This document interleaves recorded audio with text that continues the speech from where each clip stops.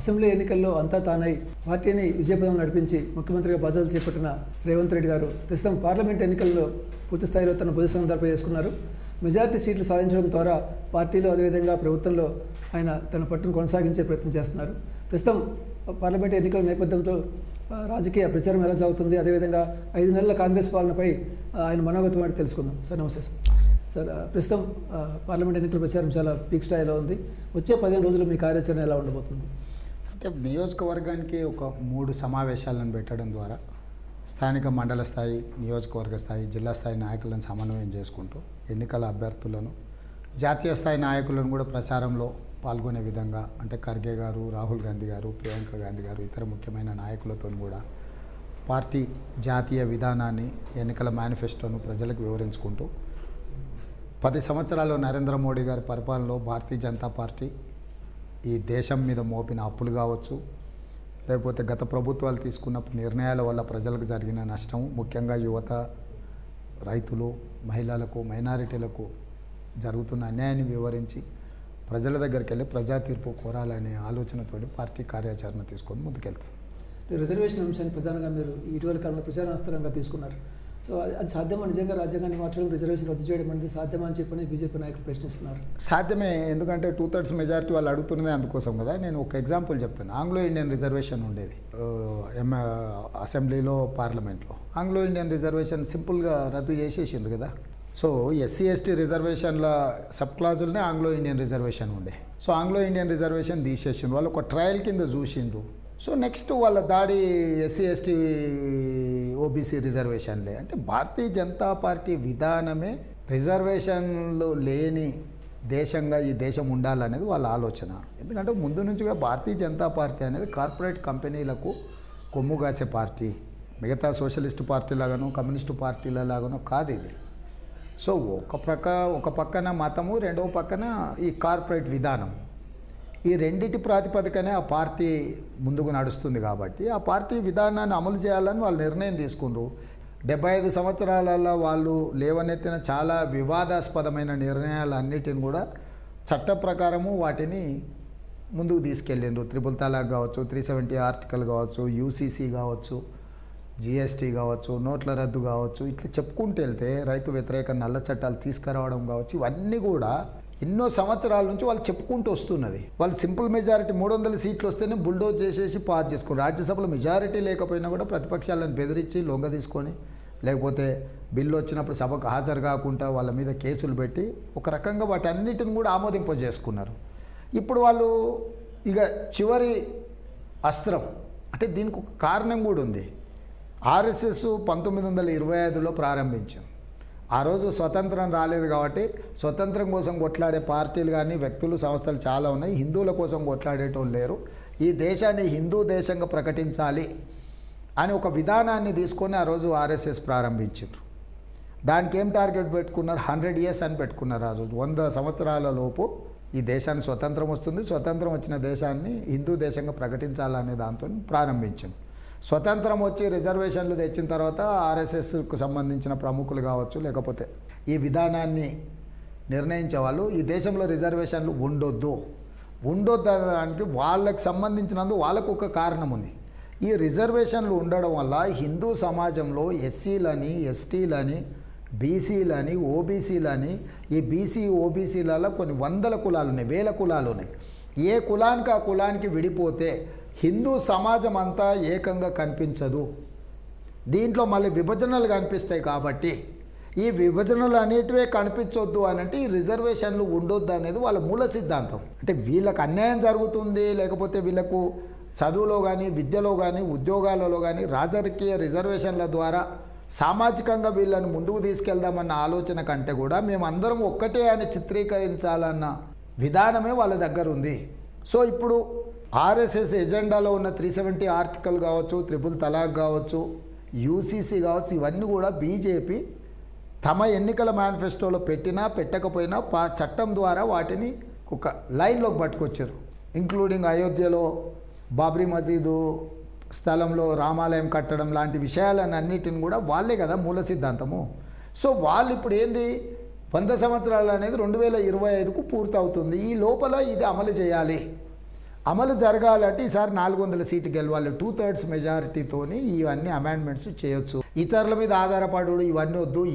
ఏం చేసైనా సరే, ఇన్ని పార్టీలను చీల్చైనా చెండాడైనా 400 సీట్లు తెచ్చుకోవాలి. 400 సీట్లతోని దీన్ని చట్టంలో సమూలమైన మార్పులు రద్దు చేయాలనేది వాళ్ళ విధానము. అందుకోసం వాళ్ళు ఇంత అగ్రెసివ్ ఎలక్షన్ చేస్తున్నారు. ఇంతకుముందు వాళ్ళు శివసేన అనేది వాళ్ళ లైక్ మైండెడ్ పార్టీగా దాన్ని చీల్చిండ్రు, ఎన్సీపీని చీల్చిండ్రు. ప్రతి దగ్గర కూడనోళ్ళతో కూడా కూడుకున్నారు, పొత్తులు పెట్టారు దేవగౌడతోని, చంద్రబాబు నాయుడు గారితోని. ఇట్లా దేశంలో అన్ని రకాల పార్టీలను కూడా ఎందుకు వాళ్ళు దగ్గరికి తీసుకుంటారు ఎన్నికల కంటే ముందే? వాళ్ళకు ఒక స్పష్టమైన ప్రణాళిక ఉంది. రేపు ఎన్నికల తర్వాత ఏం చేయాలనుకుంటున్నారో దాని మీద నిర్దిష్టమైన సమయంలో నిర్దిష్టమైన ప్రణాళిక ఉంది. కాబట్టి వాళ్ళు ఆ దిశగా అడుగులేస్తున్నారు. అందుకే నేను చెప్తున్నా, అప్రమత్తం చేస్తున్నా. ఎస్సీ, ఎస్టీ, బీసీ, ఓబీసీ రిజర్వేషన్లు ఉండాలి అని అంటే కాంగ్రెస్ పార్టీ గెలవాలి. ఈ రిజర్వేషన్లు పోవాలంటే మీరు బీజేపీకి ఓటు వేయండి. బీజేపీకి ఓటు వేసిన తర్వాత ఇది జరిగితే మాత్రం మీరు ఇంకెవరు నిలబడడానికి కూడా లేదు, ఎవరు మాట్లాడడానికి కూడా లేదు. అందుకే నేను ప్రజలకు వివరించి చెప్తున్నా జరగబోయే ప్రమాదం. నిన్నటికి నిన్న ఉత్తరప్రదేశ్లో అనుకుంటా వాళ్ళ ఎన్నికల ప్రచారంలో స్పష్టంగా అక్కడ ఉండే ప్రజలందరినీ కూడా రిజర్వేషన్లు తొలగిస్తాము అని చెప్పి మీరు లేచి నించోని మద్దతు పలకండి, స్లోగన్లు ఇవ్వండి. నిన్న వాళ్ళ పార్టీ వేదిక మీద ప్రచారం జరిగింది. ఎవరైనా ఖండించిండ్రా? అప్పుడు 1978లో president of India BP Mandal commission appoint చేసాడు బీసీలకు రిజర్వేషన్లను ఎట్లు ఇవ్వాలనే దాని మీద. 1990లో వీపీ సింగ్ అమలు చేసిండు 52% మండల్ కమిషన్ రికమెండేషన్స్ను. 1990లో వీపీ సింగ్ వచ్చిన తర్వాత దాన్ని అమలు చేసిండ్రు. అమలు చేసినప్పుడు 27% రిజర్వేషన్ బీసీలకు ఇవ్వాలి. ఎందుకంటే 15% ఎస్సీలకు, 7.5% ఎస్టీలకు, అంటే 22.5. 50% వర్టికల్ రిజర్వేషన్లు 50% మించకుండా ఉండాలని చెప్పి 27% ఇచ్చిర్రు వాళ్ళు. దాని మీద సుప్రీంకోర్టు పోతే సుప్రీంకోర్టు కూడా దాన్ని ఎండార్ చేసుకుంటూ మీరు ఇంతకంటే పెంచాలి, 50% పరిమితికి పైబడి రిజర్వేషన్లు ఇవ్వాలన్నప్పుడు బీసీల జనాభా లెక్కగట్టి జనాభా ఎంతుందో లెక్క తీసిన తర్వాతనే మీరు రిజర్వేషన్లు 50% అనే క్యాప్ను తొలగించండి అని సుప్రీంకోర్టు జడ్జిమెంట్ ఇచ్చింది. 9 మంది జడ్జిలు, అంటే ధర్మాసనం ఇచ్చింది, కాన్స్టిట్యూషనల్ బెంచ్. సో ఇవాళ ఈ రిజర్వేషన్లు పెంచాలి అని బీసీ జనాభా లెక్కగట్టాలని కాంగ్రెస్ పార్టీ నిర్ణయం తీసుకుంది. ఎందుకు వ్యతిరేకిస్తున్న నరేంద్ర మోడీ బీసీ జనాభాను మేము లెక్కించము అని స్పష్టంగా బీజేపీ అంటుంది, నరేంద్ర మోడీ గారు అంటున్నారు. ఎందుకు అంటుండే? ఏంది రీజను? ఈ దేశంలో ఉన్న ఎస్సీల జనాభా లెక్కుంది, ఎస్టీల జనాభా లెక్కుంది, ఓబీసీ బీసీ జనాభా లెక్కేస్తామంటే ఎందుకు వ్యతిరేకిస్తున్నారు? బీసీ జనాలు వాళ్ళు ఎంతమంది రో లెక్క తెలుసుకుంటే ప్రభుత్వానికి వచ్చే నష్టమైంది నారాయణ గారు, మీరు చెప్పండి. ఎందుకు బీజేపీ వ్యతిరేకిస్తుంది? ఒక్కసారి లెక్క తెలిస్తే రిజర్వేషన్లు అనేవి పెరుగుతాయి. అసలు మొత్తానికే తీసేద్దాం అనుకుంటుంటే రిజర్వేషన్లను ఇంకా పెంచే ఆలోచన ఏందని దానికోసం బీసీ జనాభాను లెక్కగట్టకుండా అడ్డుపడుతున్నారు. ఈ పార్లమెంట్ ఎన్నికల ఫలితాలు మీ ప్రభుత్వంతో పాటు మీకు వ్యక్తిగతంగా కూడా చాలా ప్రతిష్టాత్మకంగా అని చెప్పి అనుకుంటున్నాం. ప్లస్ మీరు ప్రత్యేకంగా మీరు ఈ ఎన్నికల ఫలితాలు మాకు రెఫరెండం అని కూడా అనౌన్స్ చేశారు. సో మీ అంచనాలు ఏంటి?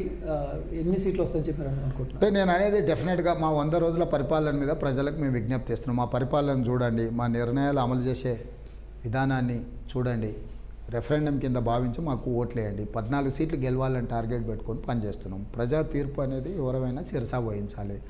సో నా టార్గెట్ అనేది 14 సీట్లు ఎట్టి పరిస్థితుల్లో గెలవాలనేది. సో మేము బలంగా నమ్ముతున్నాం. మేము అందించిన ఈ దాదాపు 5 నెలల పరిపాలనలో అద్భుతాలు సృష్టించకపోయినా తప్పులు మాత్రం చేయలే. ప్రజల ఏదైతే ఆలోచన వాళ్ళు లేకపోతే వాళ్ళు ఆశించినరో వాళ్ళని నిరాశపరచలేదు. వాళ్ళని విపరీతంగా సంతోషపెట్టినమా లేదా అంటే కొన్ని వర్గాలకి తక్కువ సమయంలో కొన్ని పెట్టుండొచ్చు, కొన్ని పెట్టకపోయి ఉండొచ్చు. కానీ మేము ఎక్కడ కూడా నిరాశపరిచే విధంగా మా పరిపాలన చేయలేదని నాకు నమ్మకం ఉంది. అందుకే నేను రెఫరెండం అంటున్నా. రెఫరెండం మా పాలన చూసి ఓట్లేమని అడుగుతున్నాను.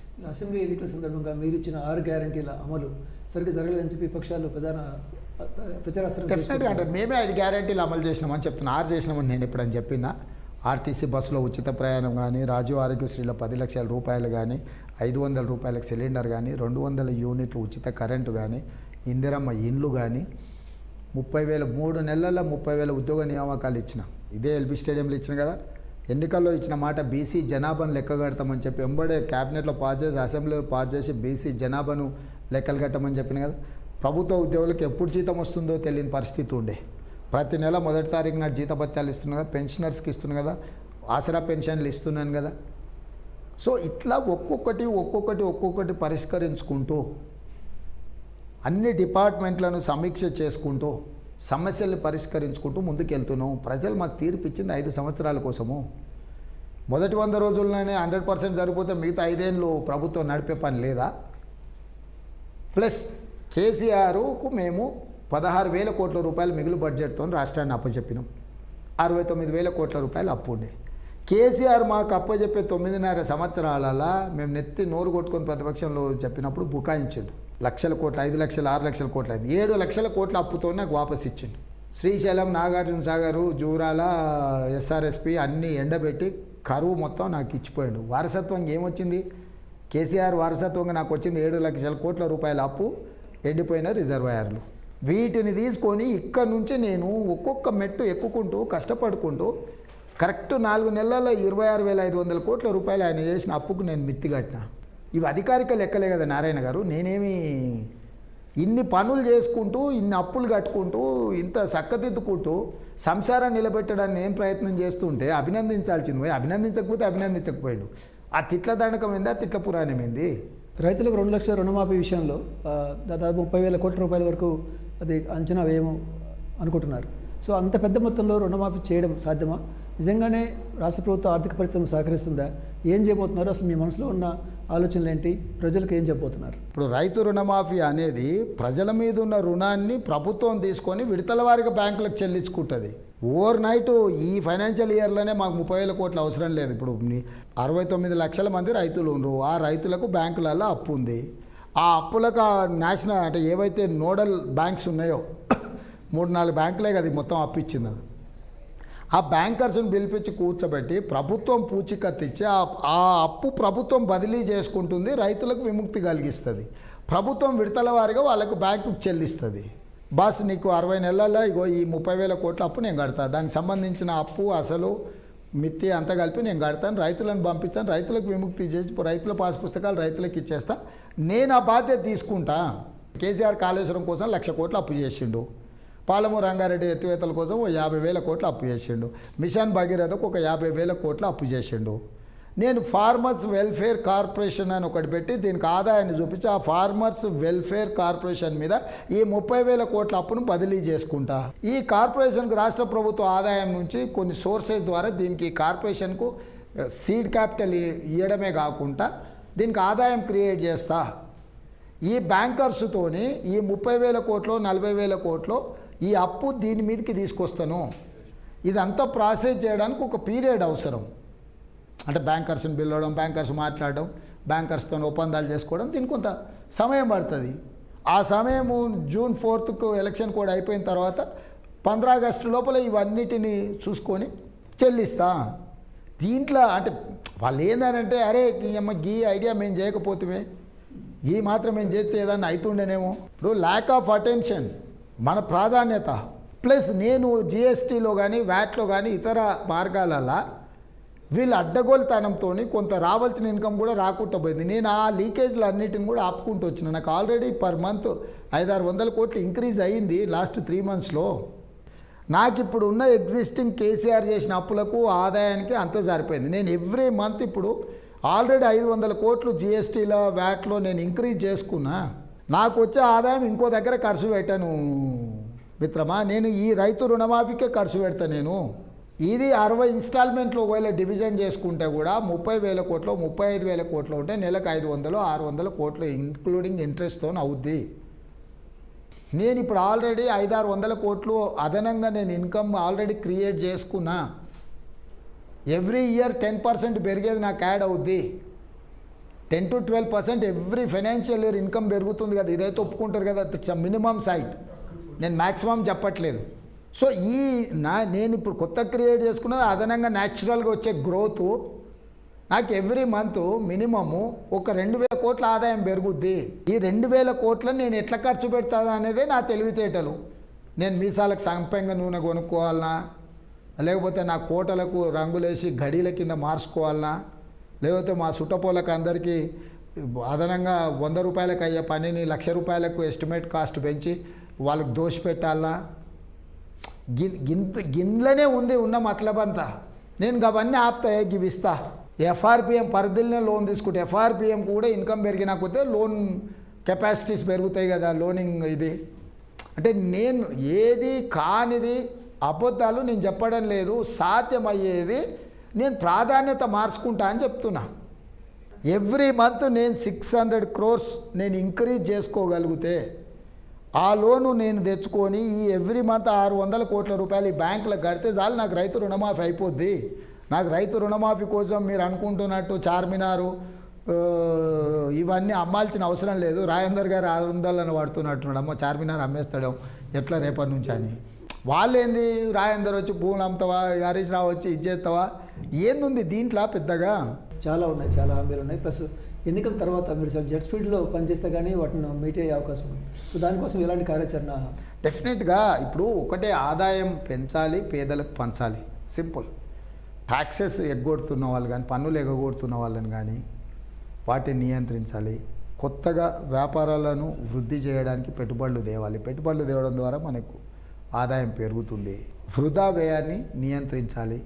అంటే కేసీఆర్ ఆయన ఉండడం కోసం బంగళాలు కట్టుడు, లేకపోతే ఇంకోటి చేసుడు, లేకపోతే 40-50 వేల కోట్లతో పూర్తి చేయాల్సిన కాళేశ్వరం లాంటి ప్రాజెక్టులకు 150,000 కోట్లు ఖర్చు పెట్టుడు, ఇవన్నీ దుబారాలన్నిటిని తగ్గించుకుంటూ వస్తే వెల్ఫేర్కి, డెవలప్మెంట్కి 100% ఈ స్టేట్ రిసోర్సెస్ పర్ఫెక్ట్గా సరిపోతాయి. రెండో పాయింట్, కేంద్ర ప్రభుత్వం నుంచి 1,000 కోట్ల రూపాయల నిధులు మ్యాచింగ్ గ్రాంట్ కింద వస్తాయి. ఈయన ఎప్పుడు కూడా అవసరమైన నిధులు విడుదల చేయకుండా, అంటే కేంద్ర ప్రభుత్వం ప్రకటించే పథకాలు ఎట్లుంటాయంటే 60% వాళ్ళు ఇస్తే 40% మనం ఇవ్వాలి. 4 quarters ఎవ్రీ 3 monthsకు ఫస్ట్ క్వార్టర్ ఇస్తారు వాళ్ళు, నీ 40% యాడ్ చేసి ఖర్చు పెట్టి 3 నెలల తర్వాత యూటిలైజేషన్ సర్టిఫికేట్ తీసేసి వాళ్ళకి ఇస్తే సెకండ్ క్వార్టర్ రిలీజ్ చేస్తారు. సెకండ్ క్వార్టర్ ఖర్చు పెట్టి వాళ్ళకు మళ్ళీ నివేదిక ఇస్తే థర్డ్ క్వార్టర్. ఇట్లా కేసీఆర్ ఫస్ట్ క్వార్టర్ తీసుకొని మింగేసి ₹1 కూడా దాంట్లో మ్యాచింగ్ గ్రాంట్ యాడ్ చేయకుండా ఇచ్చిపెట్టడం వల్ల ప్రతి సంవత్సరం 15-20 వేల కోట్ల రూపాయలు మనకు కేంద్రం నుంచి రావాల్సిన నిధులు తెచ్చుకోలే, వదిలేసిండు ఆయన. నేను ఇప్పుడేం చేసినంటే మ్యాక్సిమం గవర్నమెంట్ ఆఫ్ ఇండియాలో ఉన్న స్కీమ్లు అన్నీ తీసి మనకి ఏం అర్హత ఉంది, ఎన్ని నిధులు రావడానికి అవకాశం ఉంది లెక్క కట్టి దీనికి 40% నిధులు యాడ్ చేస్తే ఎన్ని వస్తాయి అని చెప్పి అంచనా వేసుకున్నాం.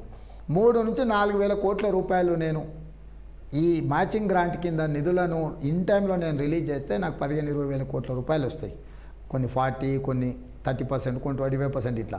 సో నేను ఆ నిధులను క్లియర్గా మా ఫైనాన్స్ సెక్రటరీకి వాళ్ళకి చెప్పిన, సెంట్రల్ గవర్నమెంట్ స్కీమ్ల కోసం మ్యాచింగ్ గ్రాంట్కి అవసరమైన నిధులు ఎవ్రీ మంత్ ఇంత అవసరం ఉంటుంది, మీరు పక్కన పెట్టుంది. అటు నుంచి తెచ్చుకోవడం, కలపడం, ఈ రెండు కలిపి ఖర్చు పెట్టి మనం పనులు చేసుకోవాలని. దాంతో ఏమైతే నా కేంద్ర ప్రభుత్వం నుంచి దాదాపుగా ఇప్పుడు వస్తున్నాయి కాకుండా కొత్తగా 15-20 వేల కోట్ల రూపాయల నిధులు తెచ్చుకోవడానికి అవకాశం ఉంది. అది ఆటోమేటిక్గా జరుగుద్ది. అంటే దానికోసం మనం ఎక్స్ట్రా ఎఫర్ట్స్ పెట్టి లేకపోతే గవర్నమెంట్ దగ్గర ఏదో పైరవీలు చేసి సాగిలబడి దండాలు పెట్టాల్సిన పని లేదు. జాతీయ స్థాయిలో అన్ని రాష్ట్రాలకు కొన్ని ఆమోదింపబడిన పథకాలు ఉంటాయి. ఆ ఆమోదింపబడిన పథకాలకు రాష్ట్ర ప్రభుత్వం కూడా కొన్ని నిధులను కలపాలి.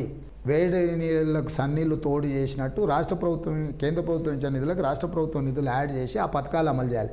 కేసీఆర్ ఎప్పుడు కూడా వాటిని తీసుకోలేదు. దాంట్లో సాగునీరు కావచ్చు, తాగునీరు కావచ్చు. ఇప్పుడు ఫర్ ఎగ్జాంపుల్ చెప్తా, నిన్న కూడా పిచ్చివాటినట్టు మాట్లాడుతుంది చంద్రశేఖరరావు, పాలమూరు రంగారెడ్డికి జాతీయ హోదానే ఇవ్వలేదు బీజేపీ, నేను 100 లెటర్లు రాసినాను అంటే. కేసీఆర్ ఏమైపోయిందంటే పాత డేట్లో స్టక్అప్ అయిపోయిండు. అప్పుడప్పుడు మనకి టేప్ రికార్డర్లో రీల్ తిరగకుండా ఆగి అదే పాడుతుంటుంది చూడు, అట్లయిపోయిండు. పాపం ఆయన పరిస్థితి ఏందో, నా మానసిక పరిస్థితి ఏందో నాకు తెలియదు. కేంద్ర ప్రభుత్వం నరేంద్ర మోడీ గారు అధికారంలోకి వచ్చిన తర్వాత జాతీయ ప్రాజెక్టులు సాగునీటిలో తొలగించేసిండ్రు. లేదు, జాతీయ ప్రాజెక్టుల విధానం లేదు. దాని ప్లేస్లో ఏమొచ్చింది, PMKSY, కిసాన్ సంయోజిత అనే పథకం తీసుకో. దాంట్లో ఏంటంటే ఒక ప్రాజెక్టుకు నువ్వు ఏమైనా కేంద్ర ప్రభుత్వం నుంచి సహాయం పొందాలంటే అన్ని వివరాలు ఒక ప్రిస్క్రైబ్డ్ ఫార్మెట్, అంటే నువ్వు ఒక స్కూల్ అడ్మిషన్ తీసుకోవాలంటే ఒక అప్లికేషన్ల పేరు, తండ్రి పేరు, వయసు, పుట్టుమచ్చలు, చదువు ఎట్లా రాతో అట్లా ఒక ప్రిస్క్రైబ్డ్ ఫార్మెట్లో నువ్వు అడుగుతున్న ప్రాజెక్టు, నీళ్ళ యొక్క వసతి ఎక్కడుంది, ఎట్లుంది అన్నీ ఫిలప్ చేస్తే ఆ స్కీమ్లో ఏమేమి ఉన్నాయో చూసుకొని దాని అప్రూవల్ ఇస్తే 60% ఫండ్స్ ఇస్తారు. కేంద్ర జలశక్తి మినిస్టరు కేసీఆర్ ఎంబడి పోయినోళ్ళకు 20 సార్లు చెప్పిండు, అరే నువ్వు నేషనల్ ప్రాజెక్ట్ అనే విధానం లేదా, కొత్తది వచ్చింది, మీ పాలమూరు రంగారెడ్డి కానీ కాళేశ్వరం కానీ ఈ ఫార్మేట్లో మాకు అప్లికేషన్ పెట్టండి, మేము మీకు నిధులు ఇస్తామని చెప్పిండు. 60,000 కోట్ల రూపాయలతో కట్టాల్సిన పాలమూరు రంగారెడ్డిని ఆ నిధులు వస్తే 30,000 పై కోట్లు కేంద్ర ప్రభుత్వం ఇస్తుండే. కాలేజీలో 1,00,000 కోట్లు అనుకుంటే 60,000 కోట్లు వాళ్ళే ఇచ్చేటోళ్ళు ఆ స్కీమ్ అందులో ఫిట్ ఇన్ అయితే. ఎన్నిసార్లు చెప్పినా అది వినడు. అప్లికేషన్ పెట్టాడు, దాని ప్రాపర్ ఫార్మేట్ అప్లికేషన్ పెట్టాడు, రిప్రజెంటేషన్ ఇచ్చొస్తాడు, వినతి పత్రం అనేది ఇష్యూని గవర్నమెంట్ అటెన్షన్ డ్రా చేయడానికే. నేను ఇంజనీరింగ్ కాలేజీలో చేరాలనుకుంటున్నాను, స్టేట్మెంట్ ఇస్తే సరిపోదు నారాయణ గారు. ఆ కాలేజీలో పోయి నువ్వు ఎంసెట్ రాసి తర్వాత వాళ్ళు ఇచ్చే అప్లికేషన్ తీసుకొని దాంట్లో నువ్వు వివరాలు భర్తీ చేసి దానికి సర్టిఫికెట్లు అటాచ్ చేసి ఇస్తే అప్పుడు నీకు అడ్మిషన్ ఇస్తారు. సేమ్ ఒక ప్రాజెక్టు కేంద్ర ప్రభుత్వము నీకు ఇవ్వాలి అని అంటే ఆ ప్రిస్క్రైబ్డ్ ఫార్మెట్లో స్టేట్ గవర్నమెంట్ ఆఫ్ ఇండియాకు అప్లై చేయాలి, అప్లికేషన్ పెట్టాలి. ఇప్పటి వరకు పెట్టలే. నేను మా ముఖ్యమంత్రి అయిన తర్వాత నేను మా ఉత్తమ్ కుమార్ రెడ్డి గారు పోయి మాట్లాడితే ఆయన కూర్చోబెట్టి కాఫీ ఇప్పించి కాలేజ్ వెళ్ళిపోయింది. ఇప్పుడు HSC ఎగ్జామ్ రాస్తాను నువ్వు అన్నావు అనుకో, ఎవడు పెట్టాలి నీకు పరీక్ష? కేసీఆర్ కూడా గట్లా జాతీయ ప్రాజెక్టు కావాలని బుర్ర లేకుండా మాట్లాడుతుండు. ఇట్లా అంటే మేము ఇమ్మీడియట్గా వచ్చి అప్లికేషన్ ఫార్మేట్ మార్చి ఇచ్చేసి మాకు వాటర్ అలొకేషన్ పెండింగ్ ఉంది, వాటర్ అలొకేషన్ రావాలి అని 90 TMCలకు అడిగితే ఇప్పుడు 45 TMCలు ఇవ్వడానికి ఆల్మోస్ట్ ఒక ప్రాసెస్ క్లియర్ అయింది. వాటర్ అలొకేషన్ లేకుండా ప్రాజెక్టుకు నిధులు ఇవ్వరు. ఇప్పుడు సోర్స్ లేకుండా నువ్వు పైపులు వేసి కాలువలు అవి దొన్నిదాక ఇక్కడ నీళ్ళు లేవనుకో, ఇదంతా వృధానే కదా. సో ఫస్ట్ నీకు సోర్స్ ఉండాలి, సోర్స్ ఉన్న తర్వాత నీకు ప్రణాళిక ఉండాలి, ప్రణాళిక ఉన్న తర్వాత నీకు నిధులు కావాలి. నువ్వు ఈ సోర్స్ లేకుండా ఇవన్నీ ఏం చేసినా వేస్ట్. అందుకోసమని ఇప్పుడు మేము ఫోకస్ పెట్టినాం. కృష్ణానది జలాలలో పాలమూరు రంగారెడ్డి ఎత్తిపోతలకు 90 TMCల నీటి కేటాయింపులు జరగాలని పని మొదలుపెట్టి చేస్తే in principle they agreed to give 45 TMC. 45 TMCల నీళ్ళు వచ్చినా కూడా మనకు నిధులు వస్తాయి నికర జలాల కేటాయింపు జరిగితే. ఇట్లాంటి పనులు ఏం చెయ్యకుండా ఊరికే ఊకదంపుడు ఉపన్యాసాలతోని చుట్టుముట్టు భజన సంఘాన్ని కూర్చోబెట్టుకొని వాళ్ళ ముందర కాళ్ళు ఊపుకుంటా తల ఎగరేసుకుంటూ ఇట్లా అనుకుంటా తిక్క మాటలు మాట్లాడితే తిక్కలోడు అనుకుంటారు. సో నేను అట్లా చేయదలుచుకోలేదు. నేను ఒక సామాన్యుడి కింద అక్కడికి వెళ్ళి ముఖ్యమంత్రిగా నాకేం కావాలో నేను అక్కడ వెళ్ళి లైన్లో నించోని నేను చేస్తున్నా. నేను నిర్మలా సీతారామన్ గారిని కలవడానికి వెళ్ళినా మన రాష్ట్రం నిధులు సమస్యల మీద. అంతకంటే ముందే ఆవిడ దగ్గర ఎవరో వేరే రాష్ట్రం నుంచి వచ్చిన వాళ్ళు 1.5 hours వెయిట్ చేసిన. నేను ఎగ్జాక్ట్గా 1.5 గంట నిర్మలా సీతారామన్ గారిని కలవడానికి విజిటర్స్ రూమ్లో నేను కూర్చొని 1.5 గంట తర్వాత పిలిస్తే వెళ్ళి నా రాష్ట్రానికి కావాల్సిన అన్ని వివరించిన. దాంట్లో మనకు బ్యాక్వర్డ్ డిస్ట్రిక్ట్స్ కింద రావాల్సిన నిధులు ఇతర నిధులు ఉంటే అప్పటికప్పుడు వారు ఇన్స్ట్రక్షన్ ఇచ్చిండ్రు. నేను ఇంత మునగాన్ని నేను వెయిట్ చేస్తానా, నేను పోతానా, ఇట్లా నీలిగినామనుకో చెరువు మీద అలుగుతే ఏమైద్ది. కేసీఆర్ కూడా అట్లనే ఉంది వ్యవహారము. ప్రజల ఆశలు ఆకాంక్షలు చాలా ఎక్కువగా ఉన్నాయి. ఓవైపు మీరు తీసుకొస్తున్న అప్పు గతంలో ఉన్న అప్పులకు వడ్డీ కట్టడానికి సరిపోతుంది. సో ఆర్థికంగా దాన్ని ఎలా నిలదొక్కుంటారు, ఎలా సోర్సెస్ పెంచుకోవడానికి ఏం చేయబోతున్నారు? అంటే కాంగ్రెస్ పార్టీ విధానం సింపుల్. ఆదాయాన్ని పెంచాలి, పేదలకు పంచాలి, దుబారా తగ్గించాలి. దుబారా తగ్గించడం ద్వారా ప్రజలకు మేలు జరగాలి. సో ఆ దుబారా తగ్గిస్తే ఈ అప్పులు కట్టుకోవడానికి ఉంటుంది. ఇప్పుడు తెలంగాణ రాష్ట్రం ఇచ్చినప్పుడు కేసీఆర్కు ఎవ్రీ ఇయర్ 6,000 కోట్ల రూపాయలు అప్పు కడితే సరిపోయేది. ఇప్పుడు ప్రతి నెల 7,000 కోట్ల రూపాయలు అప్పు కట్టాల్సి వస్తుంది నేను ప్రతి నెల. సో 6,000 కోట్లు సంవత్సరానికి కట్టాల్సిన మనము ఇప్పుడు ప్రతి నెల 7,000 కోట్ల రూపాయల అప్పులు చెల్లిస్తున్నాం. నేను వచ్చిన 4 నెలల 26,500 కోట్ల రూపాయలు అప్పు కట్టిన, ఆయన చేసిన అప్పులకు మిత్తిలు కట్టిన. సో ఇది కొంత ఆందోళనకరంగా ఉంది. కాకపోతే దీన్ని నియంత్రించాలి, దుబారా తగ్గించుకోవాలి, ప్రాజెక్టులను ప్రాధాన్యత మనం చేసుకోవాలి. ఇప్పుడు 80% ఇరిగేషన్లో కంప్లీట్ అని చాలా ఉన్నాయి. ఆ 20% డే నైట్ ఖర్చు పెట్టి కంప్లీట్ చేస్తే ఆ ప్రొడక్షన్లకు వచ్చేస్తుంది. నెక్స్ట్ 60% అయిన వాటిని ప్రాధాన్యత, నెక్స్ట్ అట్లా 40%, ఇట్లా ఎవ్రీ 20%లో ఫస్ట్ హైయెస్ట్ కంప్లీట్ అయ్యి మినిమం అమౌంట్తో మ్యాక్సిమం బెనిఫిట్ ఏదైతున్నాయో వాటిని కంప్లీట్ చేసే దాని మీద పెట్టుకున్నా నేను. సో అట్లా ప్రాధాన్యతలు చేసి ఇప్పుడు అన్నిట్లలో సేమ్ ట్రీట్ చేస్తే 20% కంప్లీట్ అయిన దానికి 80% కంప్లీట్ అయిన రెండింటిని ఒకే రకంగా చూస్తే అది పెండింగే ఉంటుంది, ఇది పెండింగే ఉంటుంది. అందుకే 20% కంప్లీట్ అయిన దాన్ని విత్ ఇన్ ఏ ఇయర్లో 100% కంప్లీట్ చేయదలుచుకున్నాం. అట్లా నేను ప్రయారిటీస్ ఫిక్స్ చేసుకొని A category, B category, C category, D category కింద తీసుకొని కేటగారికల్గా వాటిని కంప్లీట్ చేసి జాతికి అంకితం చేసుకుంటూ పోతా. దాంతో ఏమైందంటే మనకు ఆర్థిక వెసులుబాటు వస్తుంది, ఆదాయం పెరగడం మొదలవుద్ది. ముఖ్యమంత్రి రేవంత్ రెడ్డి ఇంటర్వ్యూలో చిన్న విరామం. అమ్మకానికి పెట్టకు నీ ఓటు, అది భావి భారతానికి చేటు. సమర్థ నాయకత్వాన్ని ఎంచుకో, బంగారు భవిష్యత్తుని నిర్మించుకో. గొంతెత్తి ప్రశ్నించు, ఓటుతో ఎదిరించు. ఓటు అస్త్రాన్ని సంధించు, నవభారతాన్ని నిర్మించు. ఓటుకు రేటు పెట్టకు, 5 ఏళ్లకు తల తాకట్టు పెట్టకు. ఓటుతో దేశగతిని మార్చేద్దాం, అవినీతి రహిత సమాజం నిర్మిద్దాం. మంచివాళ్ల మౌనం ప్రమాదకరం. ఓటుతో ప్రశ్నించాలి యువతరం. మీరు కూడా చాలా సభల్లో మా ప్రభుత్వాన్ని కూల్చివేసేందుకు బీజేపీ కలిపి కుట్ర చేస్తున్నారని చెప్పి పదే పదే వ్యాఖ్యానిస్తున్నారు. ఇది ప్రభుత్వం పైన వ్యక్తిగతంగా మీ పైన కూడా అంటే మేము ఇమేజ్కి సంబంధించిన వ్యవహారం నుంచి పనుకోవట్లేదా? ప్లస్ ప్రభుత్వం మీద ఉన్న వ్యతిరేకతని డైవర్ట్ చేయడం కోసం కూడా ప్రభుత్వం వచ్చిందే మన వ్యతిరేకత ఎక్కడిది నారాయణ గారు? మాకెక్కడిది వ్యతిరేకత? మాకు వ్యతిరేకత ఉంటే ప్రజలు మమ్మల్ని ఎందుకు ఆహ్వానిస్తారు? రోజు ఇన్ని వేల మందిని కలుస్తున్నా నేను. ప్రభుత్వం ఇప్పుడే కదా సంసారం మొదలుపెట్టింది. ఒక పిల్లగాడు ఒక క్లాస్ పాస్ కావాలంటే కూడా 12 నెలలు కావాలి. స్కూల్లో చేరిస్తే 1వ తరగతి నుంచి 2వ తరగతి పోవాలనుకో పిల్లగాడు. ఎన్ని నెలలు చదవాలి నారాయణ? 12 నెలలు కావాలి. అవునా? ఓ ప్రభుత్వం పని చేస్తుందా లేదా అని తెలవడానికి 100 రోజుల 10 ఏళ్ళు నువ్వు ఉంటివి, 10 ఏళ్ళు ఆయన ఉండే. మీ 10 ఏళ్ళ వైఫల్యాలు దుర్మార్గాలు 100 ఏళ్ళని రాష్ట్రాన్ని సర్వనాశనం చేస్తే వచ్చినప్పుడే నేను ఏదో ప్రయత్నం చేస్తాను, ఏదో పిల్లగాడు వచ్చి చేయడానికి సహకరిద్దాం అనుకుంటా. నువ్వు దీపో ఏంది ఇది? వాళ్ళిద్దరు అదే భాష మాట్లాడుతున్నారు. ఎన్నికలు అయిపోయినా కూలగొడతాం, పడగొడతాం. వాళ్ళ ట్రాక్ రికార్డ్ అట్లనే ఉంది. మీకు పర్టికులర్గా సమాచారం ఉందా? వాళ్ళు మాట్లాడేదే సమాచారం. లక్ష్మణ్ మాట్లాడేది, కేటీఆర్ మాట్లాడేది, కేసీఆర్, కిషన్ రెడ్డి మాట్లాడేది, వాళ్ళ మాటలే సమాచారం. బహిరంగంగానే చెప్తారు కదా. వాళ్ళు లోపల గూడుపుట అని చేసుడే కాదు, ఓపెన్గా బయటకు వచ్చే చెప్తారు ఎట్లుంటుందో చూస్తామని. అందుకే నాకెవరు కార్యకర్తలు? నేను ఇంత దూరం వచ్చినా అంటే ఎట్లా వచ్చినా? కార్యకర్తల కష్టంతో వచ్చినాయి. ప్రభుత్వం తెచ్చింది ఎవరు? కార్యకర్తలే కదా.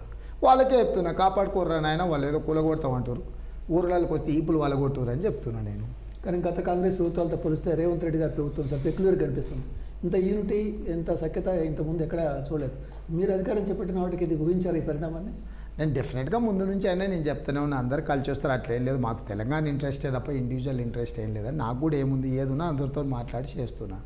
1 గంట లేట్ అయినా మళ్ళీ వాళ్ళకి సమాచారం ఇచ్చి వాళ్ళని మాట్లాడుకొని వాళ్ళందరూ సీనియర్స్ ఎక్స్పీరియన్స్ను తీసుకొని నేను పనిచేస్తున్నాను. నాకు ఎక్స్పీరియన్స్ తక్కువ ఉంది, అయితే ఎక్స్పీరియన్స్ ఉన్న సీనియర్స్ ఉన్నారనుకోండి, వాళ్ళ నుంచి సూచనలు తీసుకొని చేస్తున్నాను. అందుకోసమే గవర్నమెంట్ నడపడంలో మనకి ఎలాంటి కష్టం కానీ ఇబ్బందులు కానీ లేవు.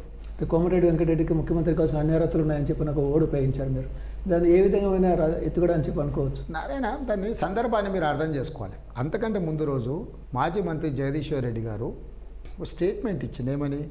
కోమటిరెడ్డి బ్రదర్స్ ముఖ్యమంత్రి గారికి మస్క కొడుతురు, ముఖ్యమంత్రి గారు కాళ్ళు పట్టుకొని మంత్రి పదవుల కోసం ప్రయత్నం చేసుకుంటున్నారు, దిగజారిపోయిండ్రు, నల్గొండ పరువు తీస్తురని ఎన్నెందో తిట్టిండు. వాళ్ళకి అర్హతనే లేదన్నట్టుగా. నేను నా సహచర మంత్రి తెలంగాణ కోసం మంత్రి పదవి త్యాగం చేసిండు, తెలంగాణ కోసం ఆమరణ నిరాహార దీక్ష చేసిండు, తెలంగాణ రాకంటే ముందే ఉమ్మడి రాష్ట్రంలో మంత్రిగా పనిచేసిండు. ఇన్ని అర్హతలు ఉన్న ఆయనకు తెలంగాణ రాష్ట్ర ముఖ్యమంత్రి అయ్యే అర్హత కూడా ఉంది. మంత్రి పదవి కోసం మస్క కొట్టాల్సిన అవసరం లేదు. నువ్వు తప్పుడు మాటలు మాట్లాడుతున్నావు జగదీశ్వర్ రెడ్డి గారు. మీరు కేసీఆర్ గారికి సారాలో సోడా కలిపి నువ్వు మంత్రి తెచ్చుకున్నావు కాబట్టి అందరినీ నువ్వు అట్లనే అనుకోవడం మంచిది కాదు. నీకు అట్లా మాట్లాడకని నేను చెప్పిన. ఇంకా మీలాంటి మిత్రులు రేవంత్ రెడ్డికి, కోమటిరెడ్డికి ముఖ్యమంత్రి అయ్యే అర్హత ఉందనే కాడికి పికప్ చేసిండ్రు. నేను ఇప్పుడు కూడా చెప్తున్నా, వెంకటరెడ్డి గారు ఒక సీనియర్ లెజిస్లేటరు, ఒక ఎక్స్పీరియన్స్డ్ పర్సను. తెలంగాణ ఉద్యమంలో మంత్రికి రాజీనామా చేస్తే మళ్ళీ మంత్రి తీసుకోలేదు, నల్గొండలో ఆమరణ నిరాహార దీక్ష చేసిండు. Congress party committed worker. So Venkatreddy గారు మంత్రి పదవి కోసం పైరవి చేసుకునే అవసరం ఉంటుందా నారాయణ గారు? మీరు చెప్పండి. వెంకటరెడ్డి గారు ట్రాక్ రికార్డ్ చూడండి. ఎన్నిసార్లు ఎమ్మెల్యే అయ్యిండు, ఏమైండు, ఎంపీ అయ్యిండు, ఏం చేసిండు. ఆయన ట్రాక్ రికార్డ్ చూసైనా ఆయన అనేటప్పుడు కొంచెం ఆలోచన చేసి మాట్లాడాలి కదా. సో పార్లమెంట్ ఎన్నికల ప్రచారాన్ని మీద ముందు నడిపిస్తున్నారు. సో ఎవరితో ప్రధాన పోటీ నుంచి అనుకుంటున్నారు? మీకున్న అంచనాలు ఏంటి? ప్రస్తుతం ప్రజలు మూడు ఎలా ఉందని చెప్పి అనుకుంటున్నారు? అంటే నేను అనేది ఏంటంటే, రాష్ట్రానికి ముఖ్యమంత్రికి ఎన్నికలు జరిగినప్పుడు బీఆర్ఎస్, కేసీఆరే పోటీదారు. ఇప్పుడు దేశానికి ప్రధానమంత్రికి పోటీ జరుగుతున్న ఎన్నికలు. అంటే నరేంద్ర మోడీ గారిని ఉంచాలన్నా దించాలా అనేది జరుగుతున్న ఎన్నికలు. మన అవునన్నా కాదన్నా బీజేపీ ప్రధాన ప్రత్యర్థిగా ఉంటుంది. దాంట్లో మనం ఏం శశభిషలు బీజేపీ లేదని ఏదో చెప్పడం ద్వారా మనం ఏదో సాధిస్తున్నాం అనుకుంటే తప్పు. ఈరోజు ఎన్నికల్లో బీజేపీతోనే ప్రధానమైన పోటీ. అందుకే బీజేపీ విధానాలను, బీజేపీ తీసుకున్న నిర్ణయాలను, బీజేపీ వల్ల కలుగుతున్న ప్రమాదాలను ప్రజలకు వివరించే ప్రయత్నం చేస్తున్నాము. ఈ ఎన్నికల్లో పోటీ బీజేపీతోనే ఉంటుంది, బీఆర్ఎస్కు పెద్దగా రోల్ లేదు. ఎందుకంటే బీఆర్ఎస్ అనేటి ఆయన ఏ కూటమిలో లేడు, నా ఎన్డీఏ కూటమిలో లేడు, నా ఇండియా కూటమిలో లేడు. First point. సెకండ్ పాయింట్, గతంలో ఈయనకు 2 సార్లు, ఓసారి 9, ఓసారి 12, 13 ఇస్తే 2 సార్లు పోయి మోడీకే మద్దతు ఇచ్చిండు. ఇప్పుడు వాళ్ళు ఏమనుకుంటారు, ఈయనకు మేము ఓట్లేదు, ఈయన పోయి మోడీకి అమ్ముకునే బదులు వేసేది ఉంటే మేమే మోడీకి వేస్తాం కదా, మళ్ళీ ఈ మోడీకి ఎందుకు వేయాలనుకుంటారు కదా. మోడీని వద్దనుకుంటే ప్రత్యామ్నాయం కాంగ్రెస్ ఉంది, కాంగ్రెస్ వద్దనుకుంటే ప్రత్యామ్నాయం బీజేపీ అనుకుంటారు. కేసీఆర్ రోలు ఇర్రిలవెంట్ అయిపోయింది. గతంలో అంటే స్టేట్ గవర్నమెంట్ ఉండే కాబట్టి ఆయన రోల్ ఒక రకంగా రిలవెంట్ ఉండే, ప్లస్ అప్పుడు కంప్లీట్గా మోడీతో ఉండి. ఇప్పుడు చీకట్లా మాట్లాడుకుంటుండు మోడీతోని. డైరెక్ట్ బయటకు వచ్చి ఎస్ మోడీ నేను పొత్తులు ఉన్నాం, మేము కలిసి ఎన్నికల్లో పోటీ చేస్తున్నాం అని అంటే కొన్ని సీట్లైనా ఆయనతో పొత్తులు ఉన్నాడు కాబట్టి ఈయన కూడా ఏమైనా ఓట్లు పడుతుండేనేమో.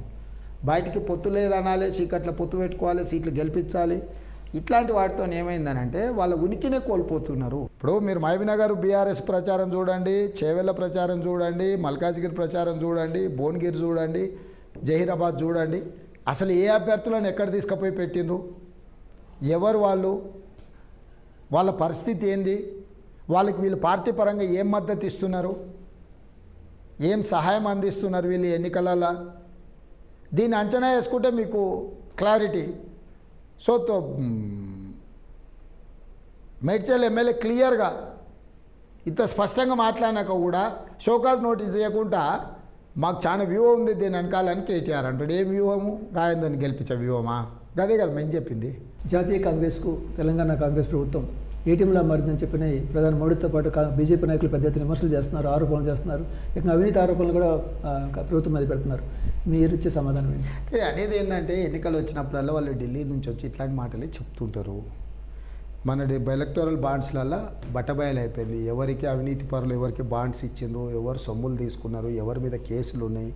తర్వాత నిన్న మన పార్టీలో చేర్చుకున్న వాళ్ళని చూస్తే అజిత్ పవార్ కావచ్చు, నవీన్ జిందల్ కావచ్చు, లేకపోతే హిమంత బిశ్వ శర్మ కావచ్చు, ఈ కర్ణాటకలో కుమారస్వామి దేవగౌడ్తో పొత్తులు కావచ్చు, ఈ దేశం గాలి జనార్దన్ రెడ్డి గారు కావచ్చు, ఈ దేశంలో అత్యంత అవినీతి పరులుగా అధికంగా కేసులు ఎదుర్కొంటున్న వాళ్ళందరూ బీజేపీలోనే చేరిండ్రు, నరేంద్ర మోడీ గారి పక్కనే కూర్చొని ఉన్నారు.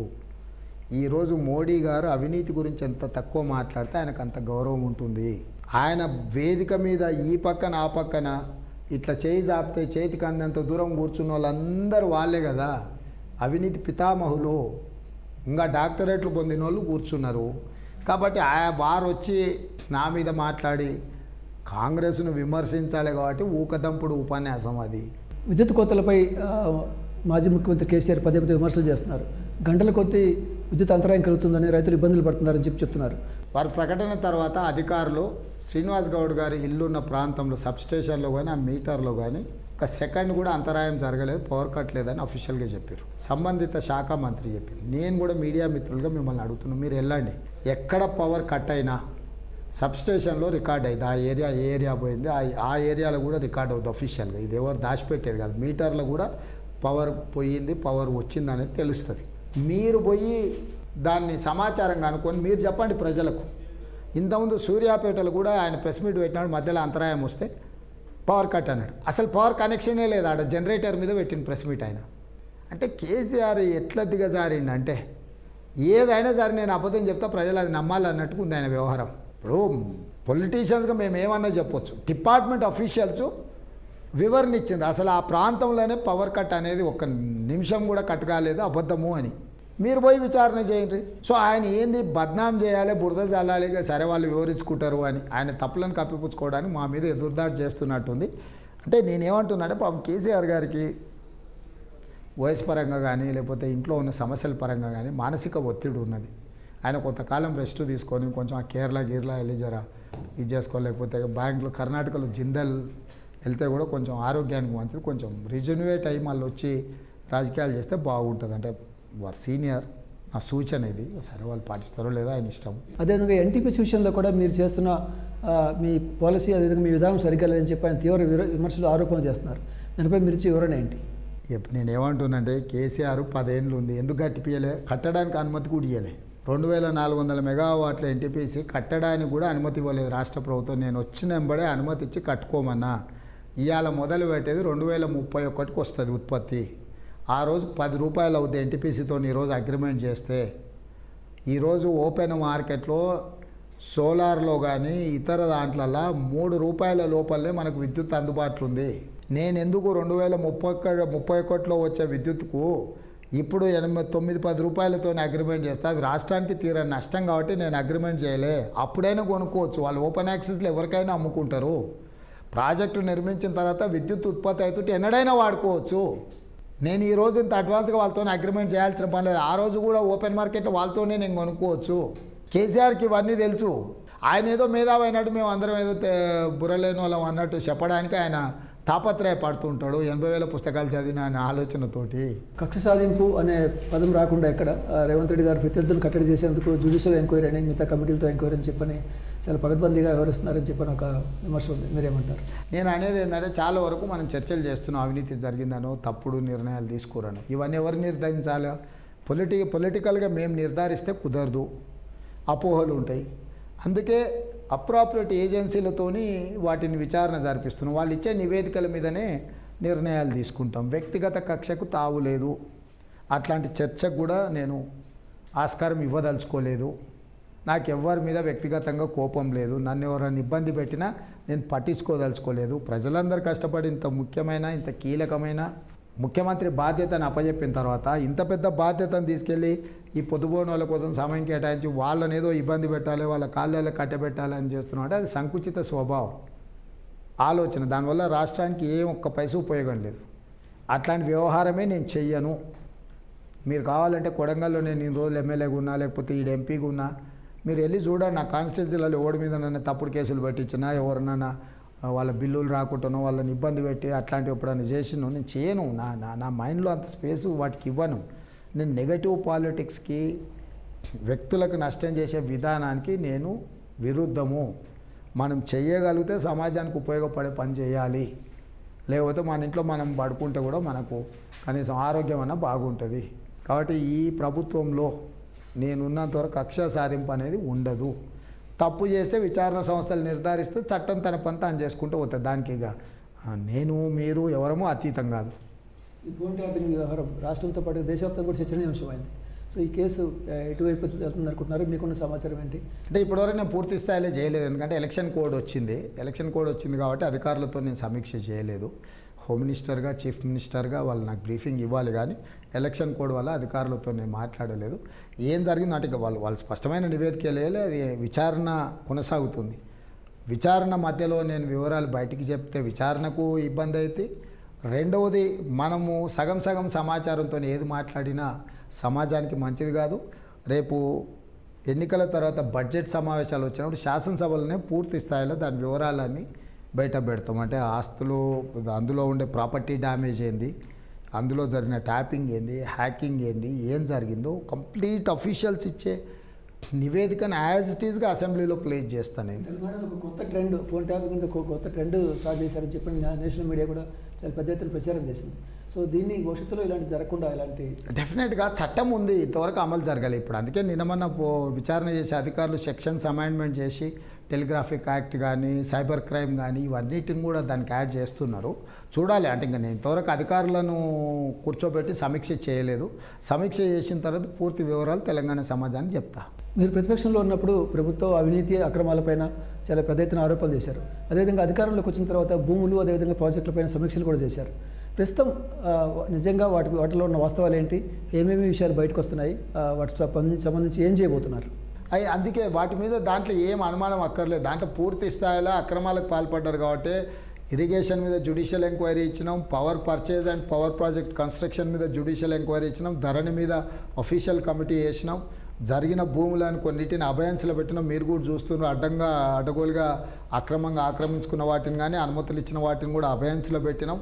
వీటన్నిటి మీద కూడా విజిలెన్స్ అండ్ ఎన్ఫోర్స్మెంట్ కానీ, ఏసీబీ కానీ ఇతర సంస్థలు విచారణ దశలో ఉన్నాయి. జ్యుడిషియల్ ఎంక్వైరీస్ ఇవన్నీ ఒక రిపోర్ట్స్ సబ్మిట్ చేసినాక నేను దాన్ని మొత్తం ఏ స్థాయిలో ఏ మోతాదులో జరిగిందో వాటి ఎగ్జాక్ట్ వాటి వివరాలు మీకు ఇస్తా. రాష్ట్రంలో కరువు పరిస్థితులు ఉన్నాయి.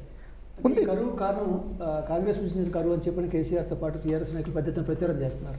ఇది ఎన్నికల్లో కాంగ్రెస్కు ఏ మేరకు నష్టం చేద్దని చెప్పాను. నారాయణ ఓట్లు వేసేటోళ్ళు రైతులు. వానలు ఎప్పుడు పడతాయి, ఎండ ఎప్పుడు కొడుతుంది, చలి ఎప్పుడు వస్తుంది వాళ్ళకి తెలియదా? వర్షాలు ఎప్పుడు వస్తాయి? జూలైలో స్టార్ట్ అయ్యి జూలై, ఆగస్టు, సెప్టెంబర్, అక్టోబర్కి వర్షాలు అయిపోతాయి. నవంబరు, డిసెంబరు, జనవరి, ఫిబ్రవరి ఈ 4 నెలలు చలికాలం. నేను డిసెంబర్ 7 తారీఖు నాడు అధికారం చేపట్టిన. నేను చలికాలంలో వచ్చిన. చలికాలంలో వానలు పడతాయా? మెదడు ఉందా కేసీఆర్కు? 80,000 పుస్తకాలు చదివినా అంటాడు. నీ కాలంలో వర్షాలు పడితే ఆ రిజర్వాయర్లలో నీళ్లు ఉంటే నేను అదేమైనా వృధా చేస్తే నా తప్పు. నేను వచ్చిందే చలికాలం. చలికాలంలో వానలు ఎట్లా కురుస్తాయి నారాయణ? కాంగ్రెస్ వచ్చింది, కరువు వచ్చింది అంటాడు. అసలు అంటే ఏమన్నా జ్ఞానం ఉండే మాటలేనా? సరే నన్ను వదిలే. ఎప్పుడు కూడా ఈ రాష్ట్రంలో నీళ్ళు పడితే ఇక్కడ ప్రాజెక్టులు నిండవు. పై రాష్ట్రాలలో క్యాచ్మెంట్ పై రాష్ట్రాలలో వర్షాలు పడితే కింది రాష్ట్రాలకు నీళ్ళు వచ్చి ప్రాజెక్టులు నిండుతాయి. కర్ణాటక ఇప్పుడు కరువు రాష్ట్రంగా డిక్లేర్ చేసి అన్ని తాలూకాలు కరువు కింద డిక్లేర్ చేసి ఇప్పుడు కేంద్ర ప్రభుత్వం నిధులు లేకపోతే సుప్రీంకోర్టుకు పోయి కరువు అని చెప్పి 3,495 కోట్ల రూపాయలకి ఇప్పుడు సుప్రీంకోర్టు ఆదేశాలతో వాళ్ళకి నిధులు వచ్చినాయి. మన కృష్ణానదిలో నీళ్లు రావాలంటే జూరాల కావచ్చు, శ్రీశైలం కావచ్చు, నాగార్జున సాగర్ కావచ్చు, కిందనున్న పులిచింతల కావచ్చు, లేకపోతే ఖమ్మం జిల్లాలో ఉండే ప్రాజెక్టులు పోయే నీళ్లు కావచ్చు. మహారాష్ట్ర, కర్ణాటకలో వర్షాలు పడి ఆ ప్రాంతం నుంచి నీళ్ళు వస్తేనే మన దగ్గర నీళ్లు ఉంటాయి. ఆడ కరువు అని ఆల్రెడీ ప్రకటించి కరువు నిధులు వాళ్ళు తెచ్చుకుంటుంటే కాంగ్రెస్ వచ్చింది, కరువు వచ్చిందని కేసీఆర్ మాట్లాడితే ఏమనాలి నారాయణ? రైతులు పిచ్చోళ్ళ నమ్మడానికి? తాగడానికి కూడా నీళ్లు లేని పరిస్థితి కల్పించి బొట్టిపోయిన ప్రాజెక్టులు మా చేతిలో పెట్టి దిగిపోయిండు. మేడిగడ్డ నుంచి వాటర్ లిఫ్ట్ చేయడానికి అవకాశం ఉన్నా కూడా చేయట్లేదు ఉద్దేశపూర్వకంగా. నారాయణ సెప్టెంబర్లో అది యాక్చువల్గా 2021లోనే ప్రాబ్లం వచ్చిందని కనిపెట్టిండ్రు, రిపేర్ చేయలే. 2021లో కుంగిపోయిందని చెప్పి ఉన్న నీళ్ళని వాళ్ళే వదిలిండ్రు. సెప్టెంబరు, అక్టోబరు, నవంబరు, డిసెంబర్ 4 నెలలు ఆయనే ఉన్నాడు కదా. ఆ కాపర్ డ్యామ్ ఏదో కట్టి ఆ కూలిపోయిన ఒక పిల్లర్ తీసి అవతల పడేసి కొత్త పిల్లర్ తెచ్చి ఆ హరీష్ పిల్లర్ లాగా నువ్వు హరీష్ నాన్న నిలబెట్టి కప్పేస్తే అయిపోయేది కదా. ఎందుకు చేయలే? 4 నెలలు కూలినాక కుంగినాక ఆయనే ముఖ్యమంత్రి కదా నారాయణ గారు. ఎందుకు చేయలేదు? నేను రాగానే విచారణకు ఆదేశించి ఎక్స్పర్ట్స్ కమిటీని నియమించి విజిలెన్స్కి ఆర్డర్ ఇచ్చి నేషనల్ డ్యామ్ సేఫ్టీ అథారిటీని చేసి సాంకేతికంగా ఇది ఏం చేయాలి, ఎటు చేయాలని మనం వాళ్ళ నుంచి సలహా తీసుకొని చేద్దామంటే ఆయనలాగానే నన్ను కూడా అప్రమేదం అనుకుంటున్నట్టు అడ్డం దూడం కడితే అది కూలితే పోతుంది. కానీ నేను అట్లా చేయను నారాయణ, అట్లా చేస్తే కుదరదు. ఇప్పుడు మేడిగడ్డ ఒకటి గుంగితే అయిపోయిందా? ఏమవుతుందా? మిగతా అన్నీ ఉన్నాయి కదా అని. మనిషికి వెనుపూస పోయి దెబ్బ తిన్నది అనుకో, కాళ్ళు, చేతులు, ముక్కు, నోరు ఉంది కదా, చెవులు ఉన్నాయి కదా అంటే పనిచేస్తుందా? వెన్నుపూస మనిషికి ఎంత ముఖ్యమో, ఒక మనిషి నడవాలన్నా వ్యవహారం చేయాలన్నా. కాళేశ్వరం మొత్తం ప్రాజెక్టులో మేడిగడ్డ చివరిది, మేడిగడ్డల నీళ్ళు ఆపి ఎత్తి అన్నారంలో పోయాలి, అన్నారంలో నుంచి ఎత్తి సుందిళ్ళలో పోయాలి, సుందిళ్ళ నుంచి ఎత్తిన నీళ్ళు ఎల్లంపల్లి శ్రీపాదలు పోయాలి, అక్కడి నుంచి మిడ్మానేరు వరకు పోవాలి. ఈ కింద నీళ్ళు ఆపనిక లేదు, ఎత్తనిక లేదు. ఇది ఎత్తనప్పుడు ఇది ఎందుకు పనికిరాదు? పోనీ ఇది ఏదన్నా చేసి ఇది ఎత్తుదామంటే అన్నారం కూడా బొక్కబడి అందులో ఉన్న కూడా నీళ్ళు కారిపోతున్నాయి, అవి కూడా గేట్లు తీసి అవి వదులుతుంది. ఇప్పుడు ఇండ్లు ఎత్తి ఇంట్లో పోయాలి, ఇది వాళ్ళకిపోయింది, ఏడ పోయాలి అంటే తను కదా ఏముందా, ఒకటి గుంతే ఇన్ని వందల పిల్లర్లు ఉన్నాయి, దాంట్లో 2 పిల్లర్లు పోతే ఏమవుతుంది? కుండ మొత్తం ఉంటుంది, కింద చిల్లు పడ్డది అనుకో నీళ్ళు నిండుతాయా? అంటే కేసీఆర్ వితండవాదం చేసి ప్రజల్ని కన్ఫ్యూజ్ చేయాలని శాయశక్తుల ప్రయత్నం చేస్తుండే. ఎవరు నమ్మడు, ప్రతి ఒక్కరికి ఆ మాత్రం కామన్ సెన్స్ ఉంది కదా. సో ఇరిగేషన్ తెలంగాణకు ఏకైక పెద్ద వనరు కాళేశ్వరం. సో ఈ ప్రస్తుతం ఆ ప్రాజెక్ట్ మొత్తం కూడా డ్యామేజ్ అయ్యింది అనుకోండి. సో నెక్స్ట్ వచ్చే ఖరీఫ్ కానీ రబీ కానీ నీళ్ళు ఏం చేయబోతున్నారు? అంటే ఖచ్చితంగా ఇప్పుడు మనకు మేజర్గా Krishna basin, Godavari basin. Krishna basin మీద ఉన్న ప్రాజెక్టులు మేజర్ది పాలమూరు రంగారెడ్డి. దానికి నీటి కేటాయింపులను తీసుకొని వాటిని పూర్తి చేసే ప్రయత్నం చేస్తాం.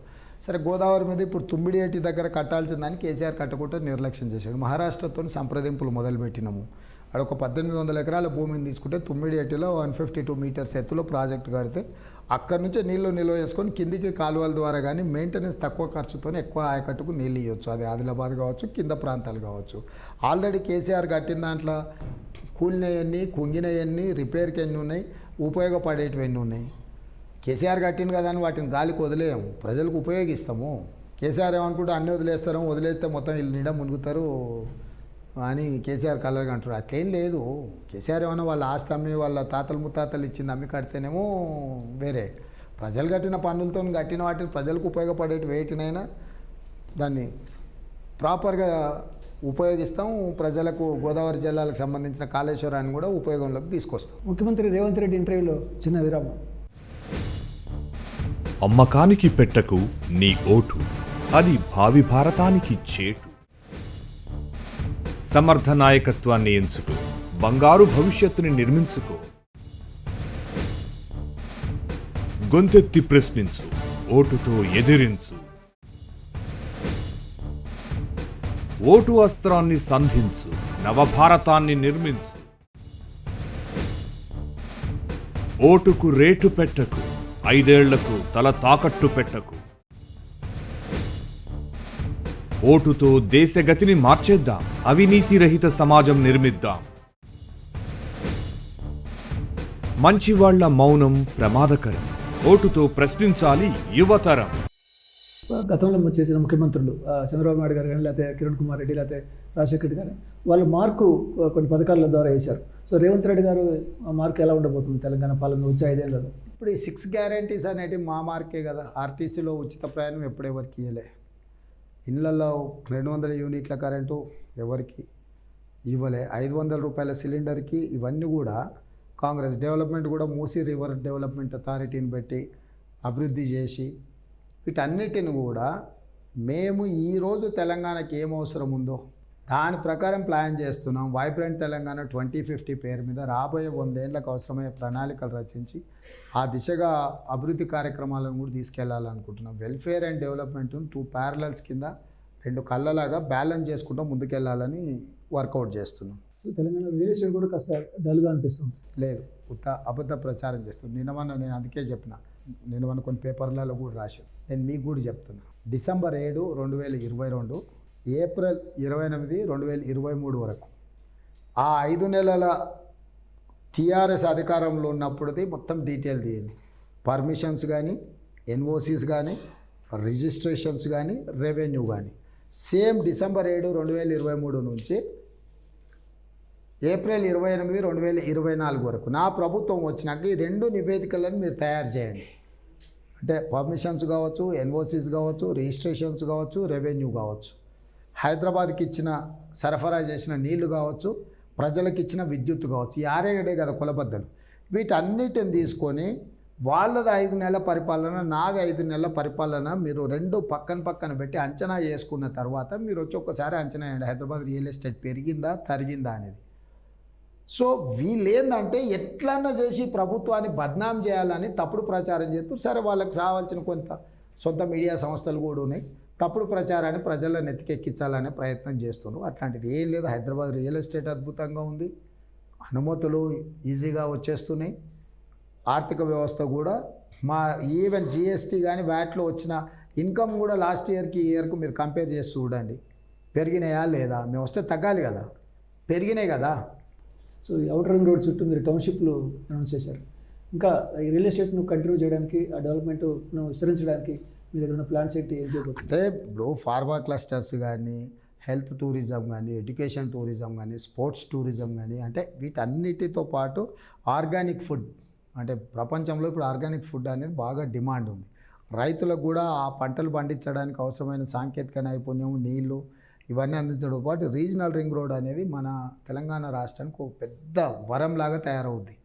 ఔటర్ రింగ్ రోడ్తో ఎట్లయితే మన ఆర్థిక పరిస్థితులు నెక్స్ట్ లెవెల్కి వచ్చినావు, రీజనల్ రింగ్ రోడ్కి ఔటర్ రింగ్ రోడ్ నుంచి రేడియల్ రోడ్స్ ఏదైతే డెవలప్మెంట్ చేస్తున్నామో ఈ రాష్ట్రము ప్రపంచ పెట్టుబడులకు ద్వారాలు తెరిచినట్టు అవుద్ది. అప్పుడు ఈ దేశంలో ఉండే వివిధ రాష్ట్రాలలో ఉండే పెద్ద పెద్ద కంపెనీలు ఇక్కడికి తరలి వస్తే ప్రపంచంలో ఉండే పెద్ద పెద్ద ఇన్వెస్టర్స్ కూడా ఇక్కడికి వచ్చి ఇన్వెస్ట్మెంట్ చేస్తారు.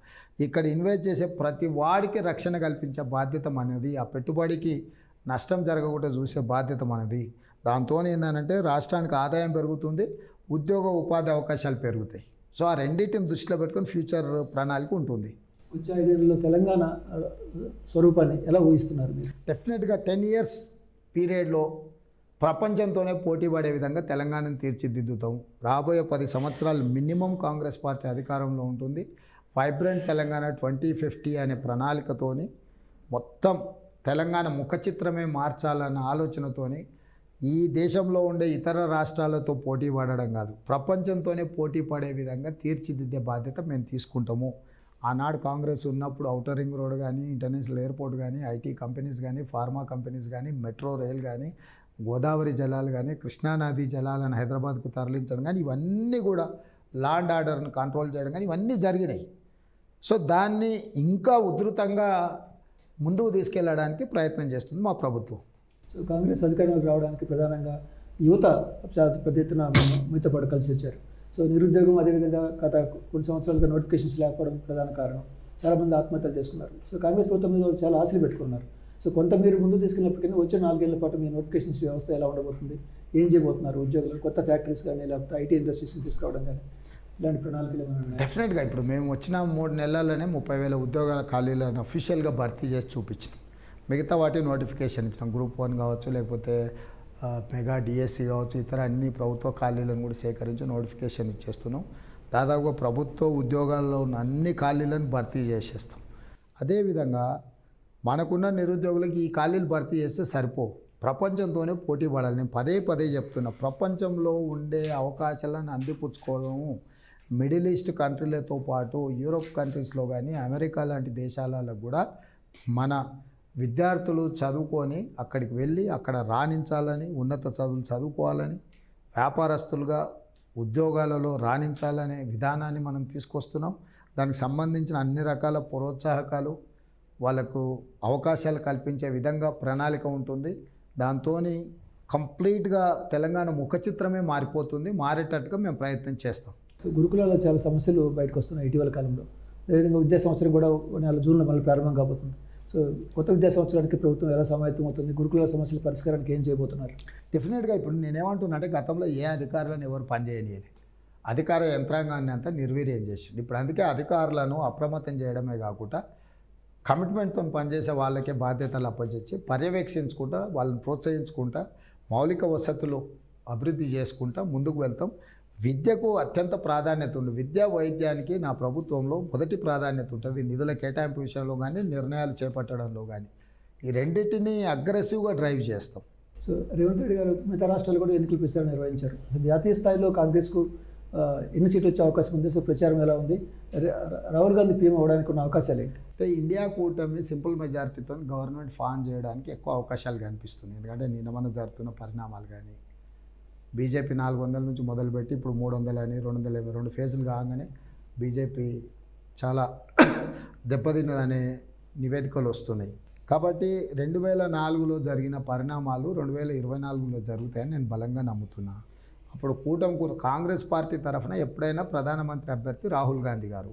కూటమి అంతా కూర్చున్నప్పుడు జరిగే నిర్ణయాలు ఇంకా సంప్రదింపులతో తీసుకునే నిర్ణయాలు అప్పుడు సందర్భం వచ్చినప్పుడు మాత్రమే మనం చెప్పగలం. ఏపీలో తిరిగి జగన్ అధికారంలోకి వస్తారని చెప్పని మాజీ ముఖ్యమంత్రి కేసీఆర్ గారు చెప్తున్నారు. సో మీకున్న అంచనాలు ఏంటి? నిజంగా అక్కడ పరిస్థితి ఎలా ఉందని చెప్పి అనుకుంటున్నారు?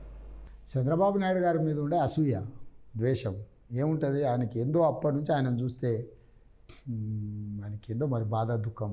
మరి పోయి ప్రచారం చేయాలి కదా, పోయి వాళ్ళిద్దరు అండర్స్టాండింగ్ ముందు నుంచి ఉన్నదే మనం చూసినాము. సో ఆయన అంటే వాళ్ళు చెప్పకనే ఇప్పుడు అరెస్టును వారి అరెస్ట్ అయినప్పుడు కూడా అరెస్ట్ చేయకపోతే ఏం చేస్తారని చేసిన అరెస్టును కూడా సమర్థించిండు. ఆయన వాళ్ళు క్లియర్గా ఒక జట్టుగా ఉండి వ్యవహరిస్తున్నారు జగన్, కేసీఆర్ గారు. ఆంధ్రప్రదేశ్ ముఖ్యమంత్రి జగన్మోహన్ రెడ్డి మీ పార్టీ పిసిసి ప్రెసిడెంట్ షర్మిల పైన కొన్ని కామెంట్ చేశారు. ఆ వస్తుదారుల పైన కూడా కామెంట్ చేశారు.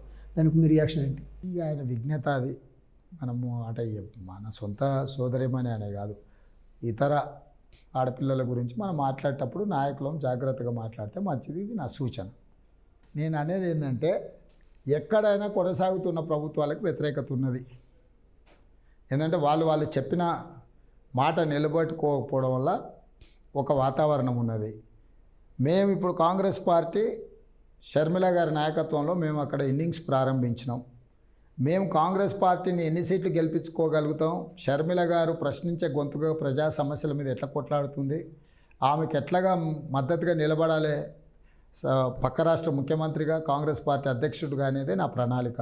సో మేము కాంగ్రెస్ పార్టీకి పూర్వ వైభవం తీసుకురావడానికే ఆంధ్రప్రదేశ్లో మా రాజకీయ ప్రణాళిక, మా వ్యూహం ఉన్నది. ఈసారి అన్ని సీట్లలో ఎన్నికల బరిలో పోటీకి దిగినాము. కాబట్టి మా దృష్టి అంతా కాంగ్రెస్కు అనుకూలమైన వాతావరణం సృష్టించడం మీదనే మా దృష్టి ఎక్కువ కేంద్రీకృతమై ఉన్నది. పార్లమెంట్ ఎన్నికల ప్రచారంలో గత 5 నెలల్లో కాంగ్రెస్ ప్రభుత్వం అమలు చేసిన 6 గ్యారంటీల అమలుతో పాటుగా భరోసా, అదేవిధంగా బీజేపీ చేస్తున్న విషపూరితమైన ప్రచారాన్ని ఎండగడతామని, మెజారిటీ సీట్లు సాధిస్తామని చెప్పని ముఖ్యమంత్రి రేవంత్ రెడ్డి ధీమా వ్యక్తం చేస్తున్నారు.